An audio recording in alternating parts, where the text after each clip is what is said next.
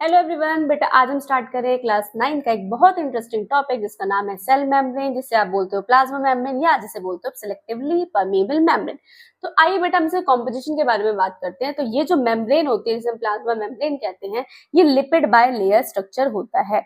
Lipid की 2 layer होती है, इसलिए हम इसे बोलते हैं, ये जो स्ट्रक्चर है बेटा ये स्ट्रक्चर है लिपिड बाय लेयर, और या हम इसे बोलते हैं फॉस्फोलिपिड। तो ये लिपिड का जो स्ट्रक्चर है, जहां पर आपको हेड नजर आ रहा है जो बाहर की तरफ होता है, जो टेल होती है बेटा वो अंदर की तरफ होती है। तो ये है हमारा लिपिड बाइलेयर स्ट्रक्चर। अब लिपिड के अलावा इस मेम्ब्रेन में और क्या क्या होता है? लिपिड के अलावा बेटा यहाँ पर कुछ प्रोटीन्स होते हैं।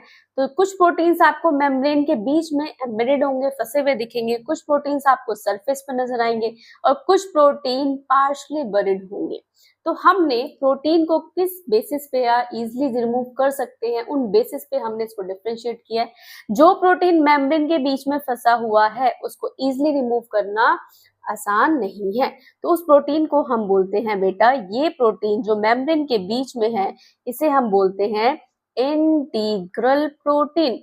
और जो प्रोटीन आपको सरफेस पे नजर आ रहा है, इसको रिमूव करना इजी है, तो इसे हम बोलते हैं पेरिफेरल प्रोटीन। तो हमने प्रोटीन को डिफरेंशिएट किया है रिमूव के बेसिस पे। तो इस वाले प्रोटीन को जो मेम्ब्रेन के बीच में से हम इसे रिमूव नहीं कर सकते हैं।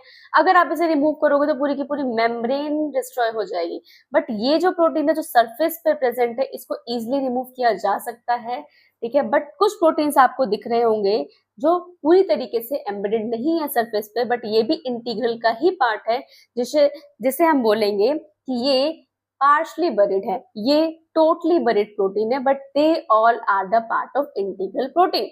अब इसके अलावा हमारे पास सेल मेम्ब्रेन में एक स्ट्रक्चर होता है जिसे हम बोलते हैं कोलेस्ट्रॉल। ये जो है कोलेस्ट्रॉल हमें कहाँ मिलता है? ये एनिमल सेल में मिलता है और ये स्टेबिलिटी प्रोवाइड कराता है एनिमल सेल को। एंड देन हमें कुछ शुगर के मॉलिक्यूल्स नजर आते हैं। अगर हम शुगर के मॉलिक्यूल्स की बात करें, अगर शुगर के मॉलिक्यूल्स आपको लिपिड के ऊपर दिख रहे हैं, तो आप इन शुगर के मॉलिक्यूल्स को बोलोगे कि ये जो है ये हमारे पास ग्लाइकोलिपिड हैं। और जो शुगर के मॉलिक्यूल्स आपको प्रोटीन के ऊपर दिख रहे हैं, तो आप बोलोगे ये शुगर के मॉलिक्यूल्स हमारे ये हैं ग्लाइकोप्रोटीन।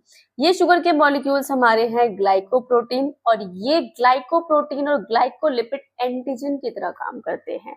आई होप आपको ये स्ट्रक्चर समझ आया होगा। Thank you.